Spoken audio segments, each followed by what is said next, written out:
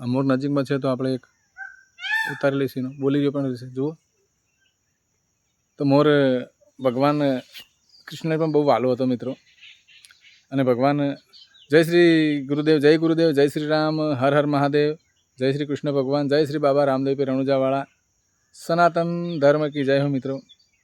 આ મોર છે એ મોર આપણું રાષ્ટ્રીય પક્ષી છે મિત્રો. અને બહુ સુંદર છે. કેટલું સુંદર એનામાં કલર ભગવાને કેવા પૂર્યા છે. અને આપણે તો કહેવાય છે કે મોરના ઈંડા ચિતરવા ના પડે, એને કલર ના કરવો પડે.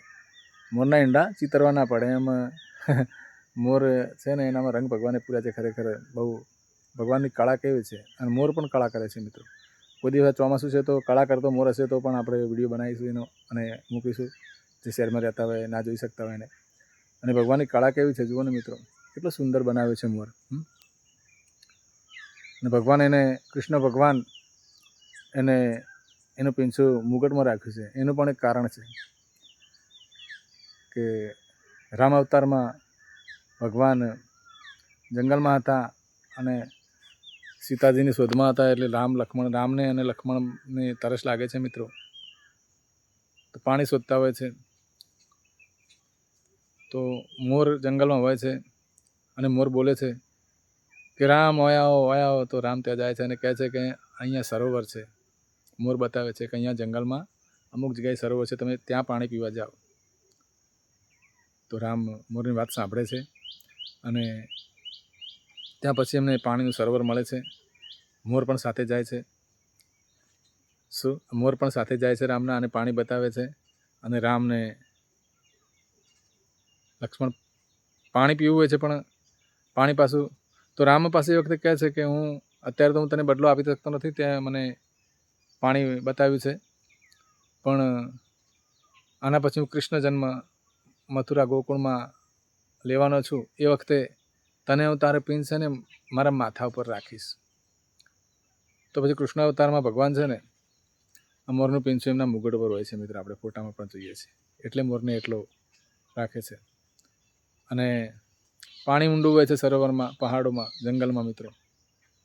તો વાંસ છે ને વાંસ, એ મોરને કહે છે કે મને કાપવામાં રામ અને એમાંથી તમે પાણી પીવે બનાવીને. તો વાંસ બોલો હોય છે. તો રામ એને આમ પાણી પીવે છે. રામ ભગવાન રામ અવતાર તો વાંસને સાથ આપે. તો રામ એને કહે છે કે અત્યારે તો હું તને આનો બદલો આપી શકતો નથી, અત્યારે મારે મજબૂર છું, મારે બીજા કામ કરવાના છે, પણ આગલા જન્મમાં કૃષ્ણ અવતાર હું લઈશ.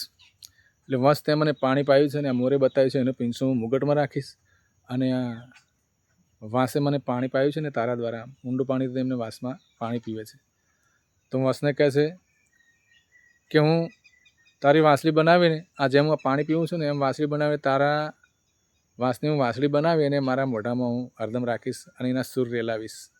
તો કૃષ્ણ ભગવાન વાંસળી પણ મુખમાં રાખે છે મિત્રો. શું વાંસળી વસની આવે, ઓહળો કહેવાય આપણે, વસની વાંસળી રાખે છે. તો મોરને પીંછું એટલા માટે રાખે છે. અને એ વખતે બહુ ગીત એમનું પ્રચલિત છે. આ વાતાવરણ એવું છે એટલે યાદ આવે છે કે વાયા ને વાદળ ઉમટ્યા ગોકુળમાં હો, ગોકુળમાં ટહુક્યા મોર મળવા.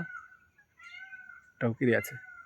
આવો સુંદર વર સામળિયા ગોકુળ ટહુક્યા મોર મળવા. આવરે સુંદર વર સામળિયા વાયા ને વાદળ ઉમટ્યા. તો આ સાથે જય શ્રી બાબા રામદેવ પીર રણુજાવાળા, જય શ્રી કૃષ્ણ ભગવાન, જય શ્રી રામ, હર હર મહાદેવ, જય શ્રી બાબા રામદેવ પીર રણુજાવાળા, સનાતન ધર્મ કી જય હો મિત્રો.